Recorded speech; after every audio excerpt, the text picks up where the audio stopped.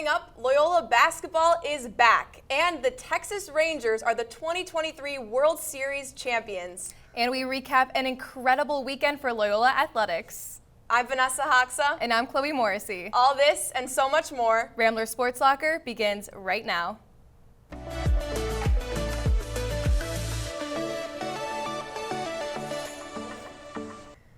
Welcome back to Rambler Sports Locker, coming to you from our brand new anchor desk. I mean, it looks great. It's the latest. It's the greatest. It's amazing. Yes, absolutely incredible. So lucky to have it. The Ramblers are coming off a fabulous week for sports. I mean, we've got this new desk. The Ramblers are doing great.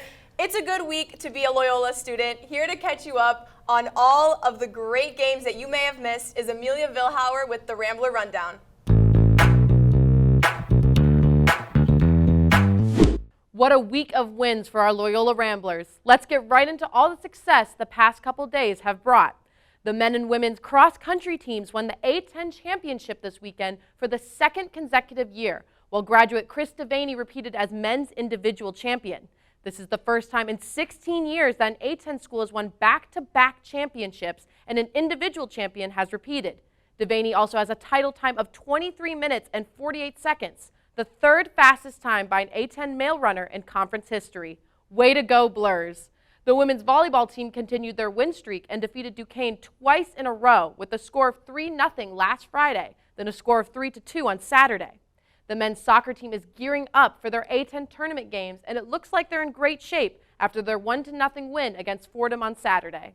And finally, what everyone has been waiting for. That's right, basketball season is here. And both teams won their exhibition games on Sunday, with the women's team taking home a 71-49 win against Roosevelt and the men's team a 104-44 victory over Trinity Christian College. Can these Ramblers stay on top? Make sure to tune in to next week's rundown to find out. For Rambler Sports Locker, I'm Amelia Villhauer. Thanks, Amelia. Like she said, the men's soccer team is in great shape for the conference tournament after their win against Fordham. Now with the recap of the Ramblers and the Rams match is Shreeya Pattekar. The Loyola men's soccer team had an exciting Halloween weekend last Saturday. The Ramblers beat Fordham 1-0 to earn the number 3 seed for the Atlantic 10 Conference Tournament, which will begin tomorrow. Aiden Crawford saved 2 goals from Fordham, and Marcus Maurer scored their lone goal with an assist from Jack McFeely. Loyola's coach Steve Bode said, quote, "It was kind of a defensive stalemate. It was going to be whichever team could come up with a big play down the stretch. Fortunately, it was us, and we are very proud of that." End quote.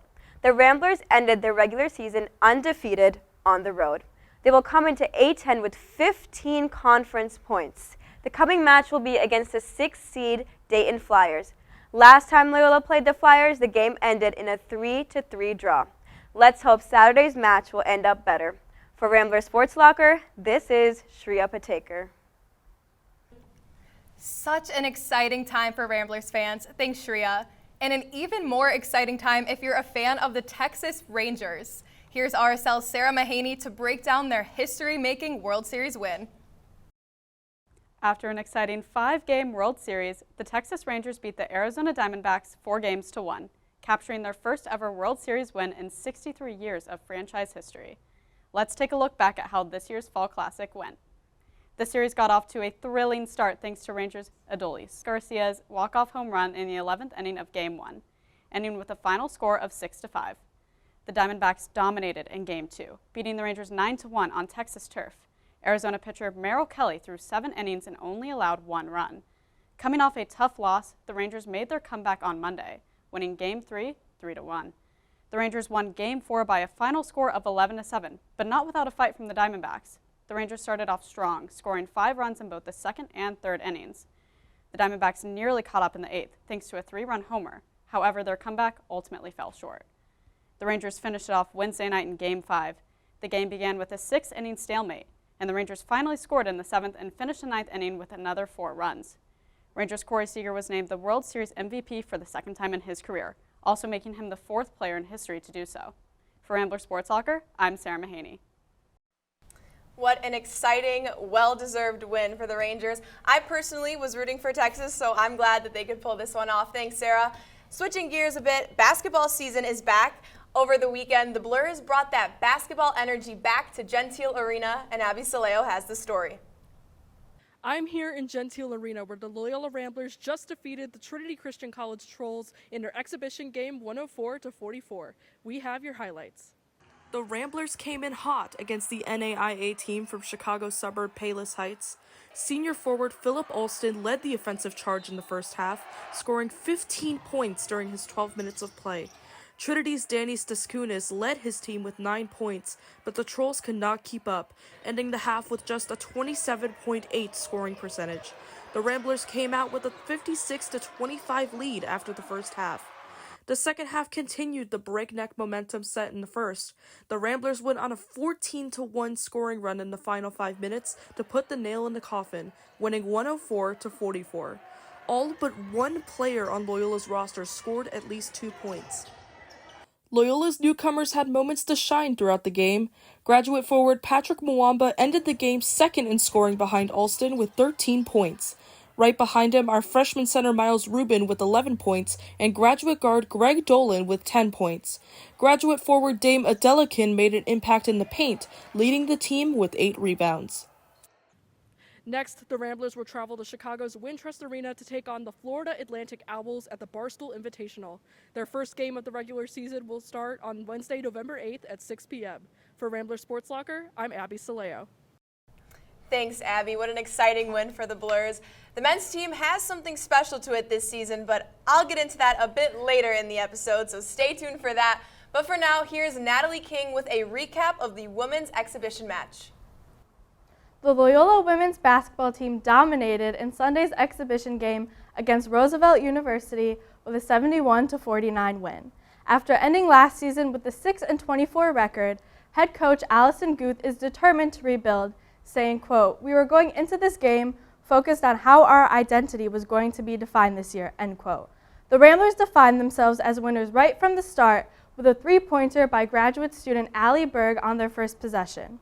Graduate student Emma Nolan led the team with 12 points, followed closely by senior Satori Tannen with 11.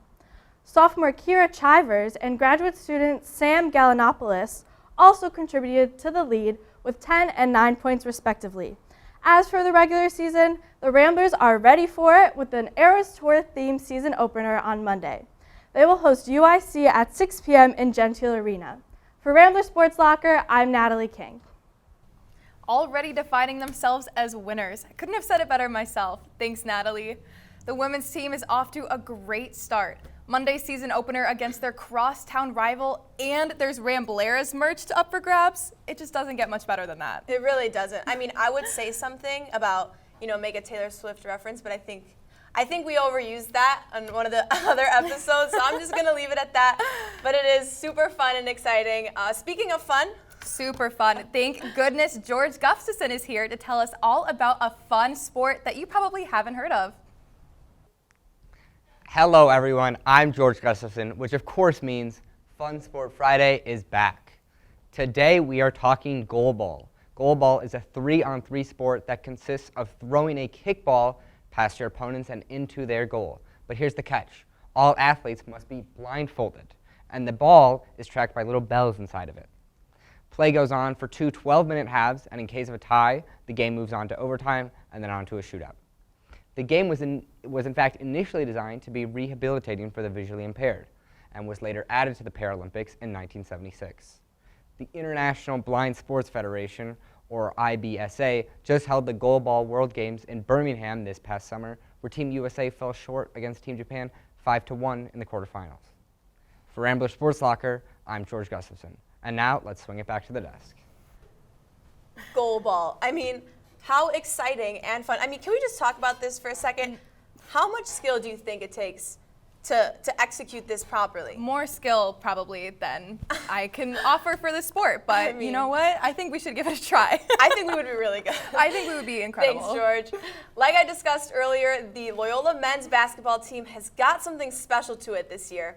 Joining me at the anchor desk now are William Bazzone and Nate Keough to discuss our season predictions on The Ramble.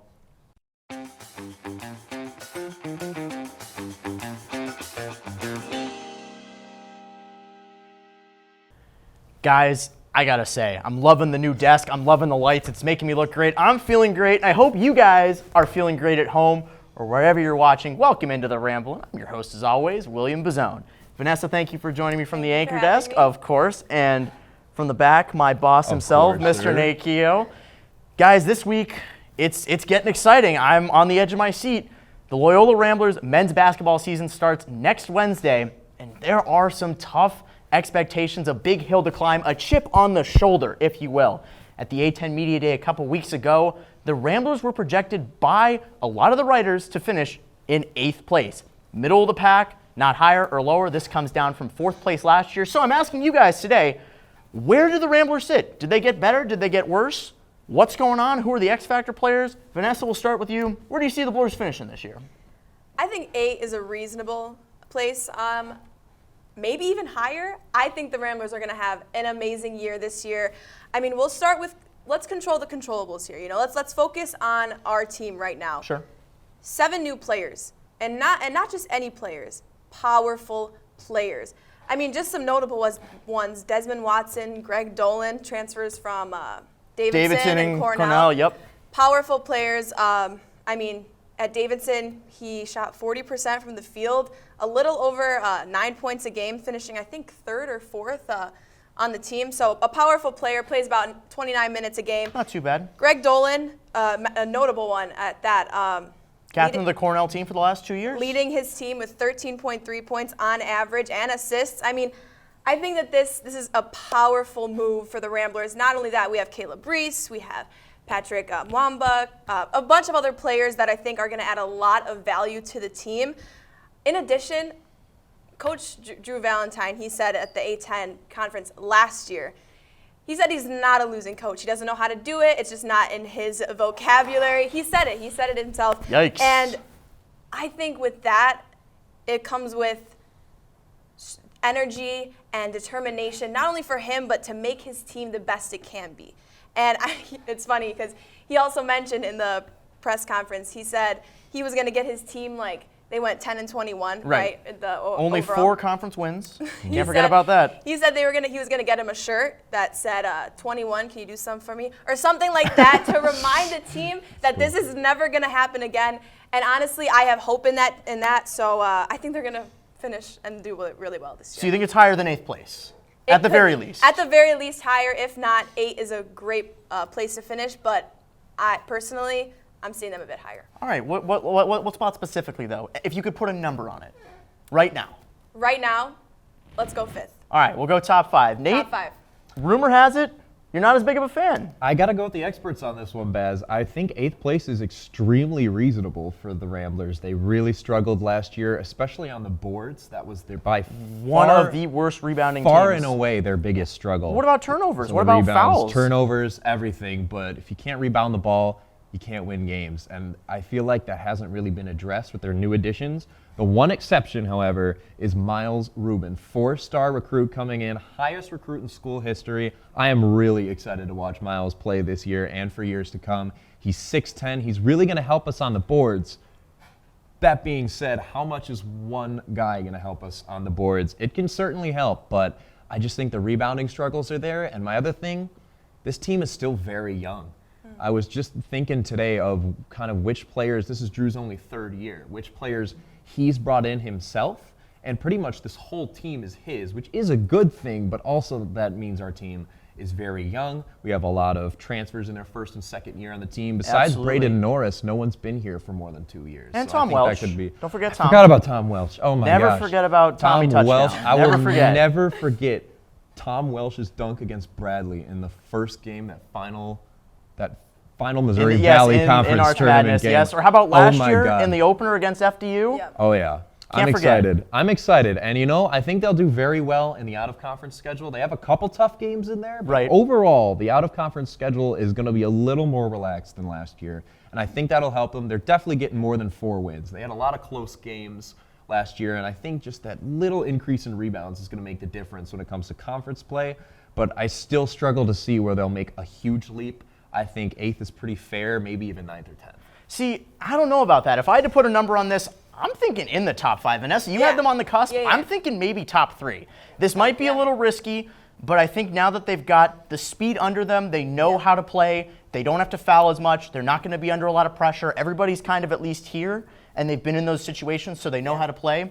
Some teams, I think, arguably got worse in the Atlantic 10, and I think we are one of the true that got. I mean, look at VCU, right? Yeah. They lost Ace Baldwin. They lost their coach. Dayton, I mean, they're still up there. But, like, people are super high on St. Bonaventure. I don't feel it. I really do. They're projected to finish third. I think Loyola is definitely a better team, at least on paper, than St. Bonaventure. And, you also have to understand, too, that last year was their first year in a new conference. That comes with a lot. I think, and they weren't even prepared to make the transition. I think that they dealt with some growing pains. Absolutely. And I think that in this off season, they took care of business, and I'm excited to see them play. So I don't know. I'm thinking top 5, top 3 is not bad either. It's a hot take. But I'm with you. Nate, I think your point is very well taken. You guys make some great points, and I really hope I eat my words on this one. I would love to see the Ramblers have a great season and surprise me. I agree. I think there's a good mix of veteran leadership with the new transfers, as well as Braden Norris and Tom Welch, guys who have tournament experience and can be there and lead this team. But hey, it'll be really exciting to see what the Loyola Ramblers, Loyola Ramblers will do this season. Don't forget to tune into their game next week against number 10 Florida Atlantic down at Wintrust Arena. Game starts at 6:00 p.m. Central Time and will be streaming on Barstool Sports website. Thank you guys again for joining. A wonderful Ramble as always. And let's turn it back to you and Chloe to finish up the show. Thanks, everyone. We'd like to take a moment and end this episode remembering the legendary college basketball coach and Hall of Famer, Bob Knight. Looking back on his incredible career, Knight made his mark everywhere he coached, whether it was at Army, Texas Tech, or most notably, Indiana. Knight led the Hoosiers to the NCAA March Madness Tournament 24 out of 29 seasons and captured 662 of his 902 total career wins with the team. He coached the United States team to an Olympic gold medal in 1984, won 3 NCAA championships, and brought home 11 Big Ten titles. Throughout his career, Knight is remembered as one of the most influential and successful figures in basketball history for all he has done for his players and the game. Our thoughts go out to his friends, family, and fans, and he was truly beloved by so many. He was brilliant in every way and could arguably go down as one of the best coaches of all times. Well, that ramps up this episode of Rambler Sports Locker. To stay up to date on all things Rambler Sports, be sure to follow us on X, TikTok, and Instagram at Loyola RSL, and subscribe to our YouTube channel. From all of us here at Rambler Sports Locker, I'm Vanesa Hoxha. And I'm Chloe Morrissey. We'll see you next week, and as always, don't forget to turn off the lights.